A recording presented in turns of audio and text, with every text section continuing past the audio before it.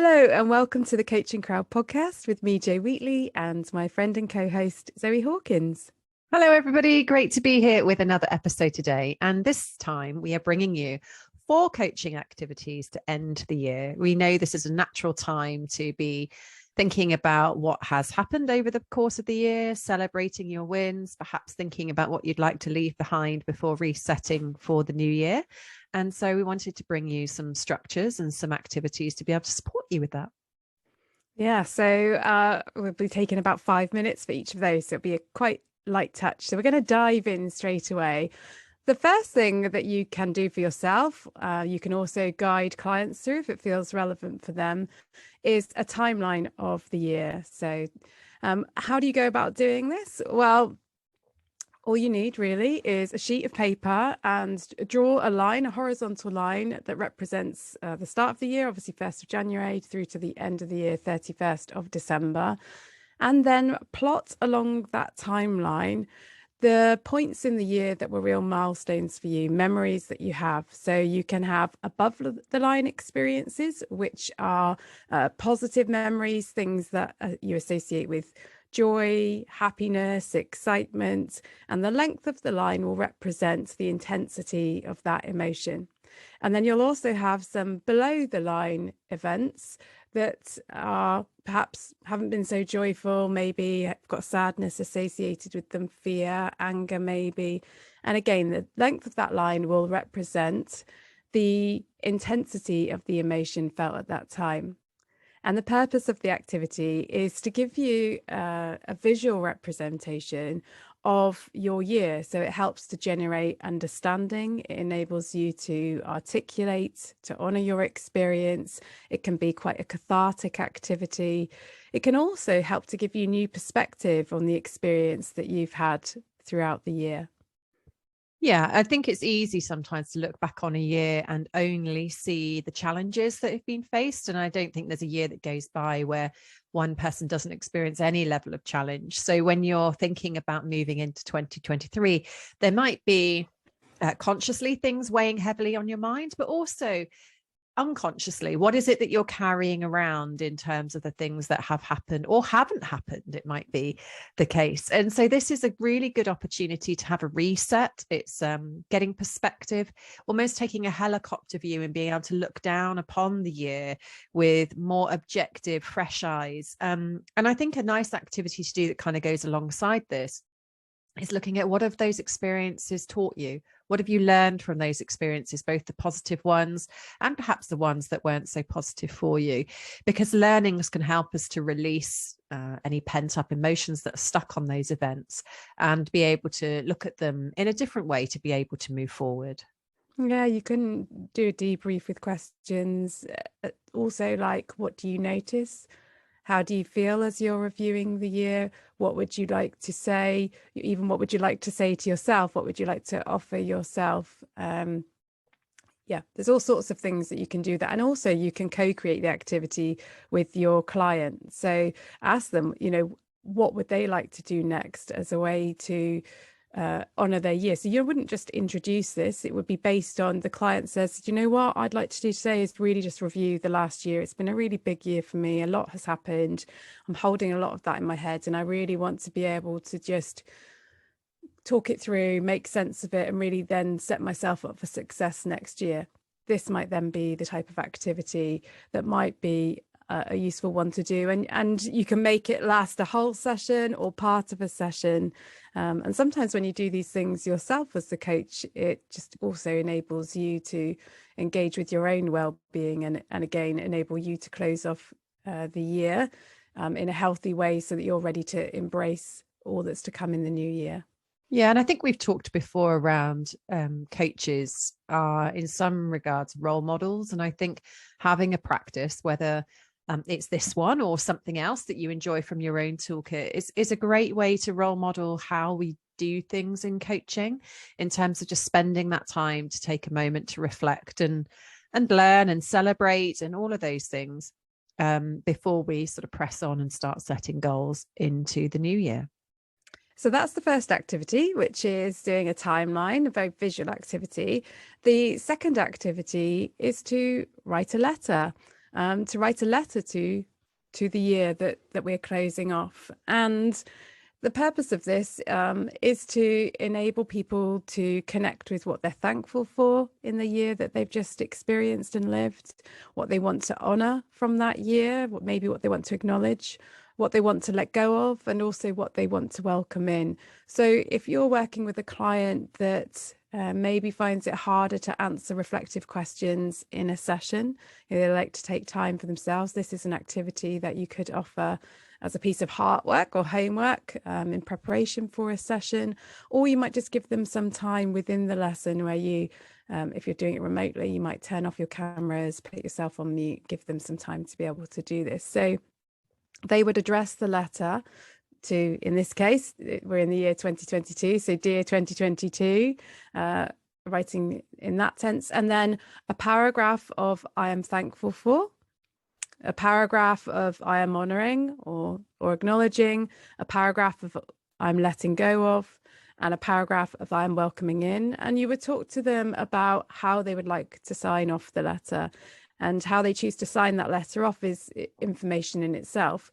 Now, we've given you those almost sentence stems for 4 different paragraphs there, but actually as a coach working with your client, based on the things that they've said they want to achieve from the session, you could change those, the purpose of those paragraphs based on what the client wants to get out of the session. And that, again, that's a nice way to co-create and ensure that the session is client-led. And these letter writing activities are a way to access some more of your unconscious thoughts. So rather than it being a letter that you sit down and you plan and you carefully write, this is something that you would sit down and get yourself into a relaxed place and just let your hand do the writing. So not really thinking too much about what you want to write, but just letting the pen flow onto the paper and let your thoughts drift out onto the page. And it's a way for you, after you've done that, to be able to perhaps read your letter back if you felt that was appropriate, or just to let the letter go. You might choose to burn it or bin it or some other way, but you might feel that by having done that activity, it was enough to be able to release that. You don't need to read it back to almost like suck that information back up again. You might want to just let it go and leave it behind. Depends on the year you've had and different experiences that you've been bringing into that letter. Yeah, and again, obviously take some time in the coaching session to debrief on that activity. Similar to the first activity we talked you through, what's the learning? How are they feeling? What are they noticing? What are they connecting with? All sorts of reflective questions that you would normally use when you're debriefing, either at the end of a session or at the end of an activity. Absolutely. So the third activity is about your future self. So this is now starting to look forward into the next year. For us right now, that's 2023. And it's a way, the version of yourself that has either achieved or met everything that is on their mind for 2023. So it's taking yourself out to a point in the future. And we recommend that point be the end of the following year. So January 2023. And in your mind, connecting with what version of yourself do you want and need to be at the end of the year to achieve the things that are important to you over the course of the year? And you might start by building out a sensory picture. So what are the things that you'll be seeing? What are the things that you'll be hearing? What are the things that you might be saying to yourself? What might you be experiencing or feeling at the end of the following year? Perhaps it's a sense of relief. Perhaps it's a sense of enjoyment and celebration. But really connecting in with that future version of yourself that has achieved all the different milestones and obstacles that might be in the way with the plans that you have for 2023, and spending some time really embodying that version of yourself. And then once you have sort of contact with that future version of yourself, is to take some time looking back over the year that hasn't happened yet. So you're at the end of 2023, looking back over 2023 and thinking about what are the learnings, the lessons, the milestones, the resources you've had to move into place in order to achieve what is important for you in the following year. Now, obviously, with this one, it's great to have an idea of what's important to you going into that activity. But if you don't know, I would encourage you to do that anyway, because the purpose of connecting to your future self, things may become clear when you're at the end of 2023 in the visualization looking back. It may become really clear to you what becomes important to you for that following year. And again, you can incorporate the logic of the first activity, which is drawing out that visualization, and placing, marking those key points in the year that are going to enable you to achieve that future self that you connect with, that you want to be at the end of 2023. Yeah. And then the fourth activity, which I think is an important part of all of these, is to start thinking around what are the more internal resources that you need to build in order to become that future version of yourself. And more specifically, what are the beliefs that you need to hold, the beliefs you need to nurture in order to become who you want to be by the end of the year. And those might be beliefs about your ability to achieve certain things. They might be beliefs about the possibility of achieving certain things, or they might be beliefs about your worth and your own sense of self and self-esteem in order to achieve what is important to you. And in doing this, you may start to notice there are beliefs that you want to let go of. And if that happens, you might want to return to one of the first activities or the letter writing, and perhaps write a letter to that particular belief to be able to leave that behind in 2020 and look at what's the alternative, more empowering belief that you would be able to take forward into 2023 to be able to equip you to achieve your goals. And when we talk about coaching, we often talk about there being 4 pillars. Beliefs are one of those core pillars, as are values. So as we think about the future version of ourselves and our plan for the next year, it's also important that we connect into our values. And our values are our compass. They're how we decide between right or wrong. They're the things that motivate us. So when you're working with your clients, it's checking in with, to what extent have you honored your values this year? How are you going to be honoring your values as you adjust your plans or connect into your plans for the following year?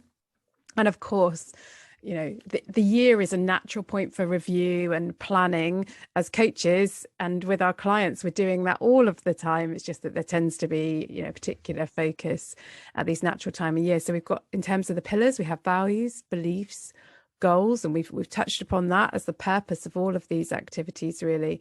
And then we also have emotions. So you'll see across all 4 of these activities that it requires the clients to connect into their emotional experience, their lived experience over the past year, what they want to be their emotional experience of the year ahead, and then obviously what they can do in order to have that experience.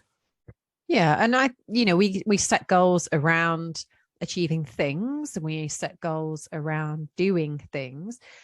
I think it's also important to encourage our clients to set goals around their emotions and actually, how do they want to feel? Do they want to have more joy next year? Perhaps, do they want to experience more connection? What are the emotions that they want to really focus on as they move in the year ahead? And rather than coming at goal setting from almost like a blank slate of like, right, what do I want to do? That can be quite hard for some people. But if you come at it from, how do you want to feel? And let's say, actually, I'd really like to feel more excitement next year. Great. What are those activities that generate excitement for you? It's just a different way of approaching goal setting, and also starting to really help our clients to ignite their inner coach, listen to their emotions, and make sure that they are starting to extract the intelligence from their emotions that resides within them, which is something that not many of us are taught how to do, but is something that as coaching practitioners we're able to bring into our work. So we hope you have got some inspiration or some ideas, that today's podcast has given you a catalyst, both for your own reflections and planning for the year, and also with your clients. If you are wanting to learn more about activities that you can use with clients that will tap into their emotional experience and helping them helping to support them from an emotions coaching perspective, you're of course welcome, if you're a qualified coach, to come and join our emotions coaching practitioner training. We have new cohorts starting in 2023, and you can find out all the information about that course at our website, igcompany.co.uk/emotions coaching.